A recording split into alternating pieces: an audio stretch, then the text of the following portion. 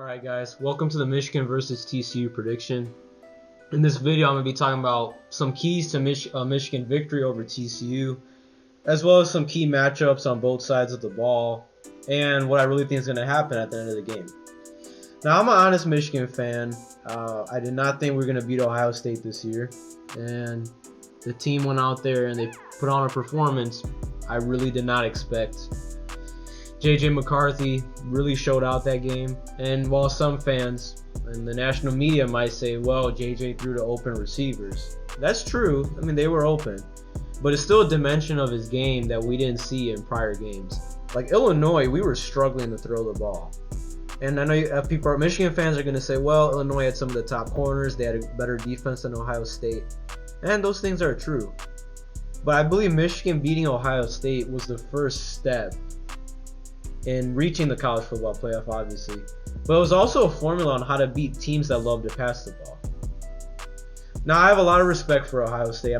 This is not a video where I'm going to trash them or say that they're soft or make fun of their head coach, because to be honest, they've dominated us as an honest Michigan fan for the last 20 or so years.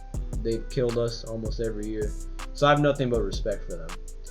But as you see these highlights in the background, these are not my highlights. These are from Fox College Football YouTube channel. So I'll give them credit. This is their highlights, not mine. But as you see on the first series right there, when Stroud threw that pass to Emeka Egbuka, Michigan is very susceptible in the pass game. And TCU has a couple wide receivers. Tay Barber's one, and then their star, I believe he's 6'4", probably runs a 4.4, low 4.4, high 4.3, Quinn Johnson. That dude is like a DK Metcalf, Nico Collins, Marvin Harrison. Like, he's on those levels of just, you're not going to stop him. You just have to pray that you can contain him. So I think Quinn Johnson, and obviously Max Duggan, Heisman finalist, I believe he won the Davey O'Brien trophy. He's going to present some serious problems for us. He's not like Stroud where he's just going to sit in the pocket and throw. Duggan can run, he can use his legs, he can scramble, he can make something out of nothing. So I think Michigan's first goal of the game on defense needs to be to eliminate the QB run, keep Duggan contained in the pocket, and if it's possible, cover Quinn Johnson, double cover him. Our corners we have one good corner in Will Johnson, true freshman, 6'3", right here from Michigan. He's a great corner. He's still very young, but I think he's going to have to be on Quinn Johnson. We have DJ Turner, he's a good corner. He's probably not as a high ceiling as Will Johnson, but he'll be an NFL pick this upcoming draft. He can cover, but he gets mossed a lot. I go back to the Michigan State game this year. Keon Coleman kind of mossed him, 4 times. And then the Ohio State game, he couldn't really cover, what's his name, Fleming, Egbuka, Marvin Harrison. And yes, Ohio State has world-class receivers. I'm not expecting us to shut down their pass game, and we didn't. They still passed all over on us. But as far as the TCU game, our corners are susceptible. I can see TCU striking early, maybe scoring the first touchdown of the game, getting the momentum. They're excited to be in the playoff. They're going to throw all their haymakers, all their trick plays, everything that's in their bag. They're going to throw at us. And, they may get out to a touchdown or a 10-point lead, and it might be like 10-3 or 10-7 after the first quarter. They're leading the game. But I think as the game wears on, Michigan has one advantage, and that's on the line of scrimmage. I only see 2 teams this year who can really compete on the line of scrimmage and win at elite level. And that's Georgia, number 1, because they recruit like there's no tomorrow. And then Michigan has a really good offensive line and a D-line. So what I can see happening is Donovan Edwards, running the ball for 1, 2, 3 yards on first down. He's not like Blake Corum. He's not going to get a consistent 5 or 6 yards every down. He'll get 1 yard on first down, maybe 3 on second down. Then on third down, he just bursts through. Or on the next play, he'll just burst for a 70-yard touchdown. So I can kind of see Michigan's offensive line wearing down on TCU's defensive line. TCU does not bring a lot of pressure on their defensive fronts. I believe they only rush 3 to the passer.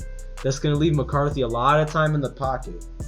And McCarthy can use his legs to escape. So I think that's one advantage we have. So running the ball, and then McCarthy's legs on offense. I think we can attack TCU's defensive line. TCU has decent corners, decent linebackers. They got a decent defense. So I think as the game wears on, we'll go with our method approach and score points, in the first, second quarter. And we're a second half team, and I really hope we start off strong. But knowing Jim Harbaugh, we probably won't. We'll probably be maybe down by 3 at the half or tied up. Then in the second half, I see Michigan pulling out some trick plays, some wrinkles that they have not shown in previous games. Because trust me, Jim Harbaugh has plays up his sleeve he has not shown yet. Different looks, different formations on offense we haven't seen yet. So we'll run some interesting plays in the second half. I think the X factor will be J.J. McCarthy. And I've been high on J.J. McCarthy since the Hawaii game. I've wanted him to start the whole season. This is no disrespect to Cade. Cade did his job last year. He led us to a win over Ohio State, and we lost to Georgia. We basically hit our ceiling after beating Ohio State and then beating Iowa last year as a Big Ten team that can be physical, but not really a national title contender. This year, though, I'm not saying we're going to win the national title, but I think we're better suited to beat Georgia. Now, are we going to beat Georgia? No. We don't have the talent. This is an honest Michigan fan saying this. We just don't have the talent. McCarthy is great, but Georgia has 5 stars at how many positions? Corner, safety, linebacker, D-line, O-line. Their quarterback's not a 5-star, but their running backs are 5 stars. Their tight ends are 5 stars. They're just supremely talented. So if we meet them in the championship game, I don't expect to win. But back to the TCU game. So J.J. McCarthy is my number 1 X factor. My number 2 X factor is actually going to be the Michigan defensive line. We're going to have to sack Max Duggan, because if we don't sack him and he has time outside the pocket, he's going to absolutely destroy us with his legs. It's been well documented in Michigan football's history the last 20 years, or if you just want to look at the Jim Harbaugh era, from 2015 onwards, we could not cover JT Barrett. That dude destroyed us. Another mobile quarterback, what's his name? Trace McSorley. He absolutely destroyed us with his legs. Who else? Let me see. And then obviously other quarterbacks, I can't think of any right now, but there's been more than that have destroyed us with their legs. Heck, Stetson Bennett last year destroyed us with his legs on some plays. He outran Aiden Hutchinson. So we need to keep Max Duggan contained. As far as TCU, I think their X Factor players are really all offensive. Max Duggan, I think Keandre Miller, the running back, and then Quinn Johnson, their star wide receiver. All 3 of those players are very capable of beating us. And if Michigan's not careful, TCU can easily blow us out this game.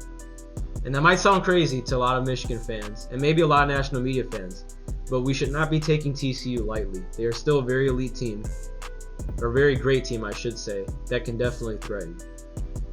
And I see the final score being something in the range of 34-31 Michigan, or maybe 34-24 Michigan.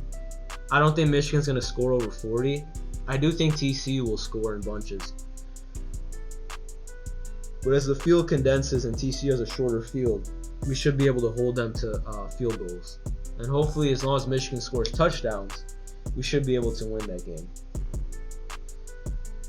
What I really want to see is J.J. McCarthy pass in the ballpark of 250 to 300 yards, pass for 3 touchdowns, rush for another 50 yards. I want to see Donovan Edwards run for about 150, 2 touchdowns for him. I do want to see our other running backs get some play, like CJ Stokes and Dunlap. I think we can't keep forcing the ball to Edwards every single running play. We're going to definitely miss Blake Corum, but we got Donovan Edwards, and he's a great player. Colson Loveland, I know I haven't talked about him yet. He's a great tight end. He's a good pass-catching tight end. I'm not saying he's a Brock Bowers, but he's very good at catching the ball, very athletic. I like him. He's another X factor. Our offensive line, they've been doing their job. I expect nothing less. I expect them to hold up front, protect JJ, make sure JJ doesn't get sacked. Special teams always plays a key part in football games, and no one really wants to talk about that third level, which is special teams. I think Michigan definitely has the advantage in special teams. We have a great punter, great field goal kicker. As far as field advantage, I don't see this as one of those games. We're not going against Iowa or what's their name, like a Nebraska. We're not trying to play a field advantage. We're trying to win. And here's my thing: if we can beat C.J. Stroud, we should be able to beat Max Duggan. C.J. Stroud's an elite quarterback. He's going to be a top 3 pick next year. He's great. So this was my prediction. I'm gonna predict 34-31 Michigan. We'll see what happens. Let me know what you guys think in the comments. And hopefully I'll be doing another video for our preview versus either Georgia or Ohio State in the national title game. See you guys later. Thank you guys for watching, and please subscribe.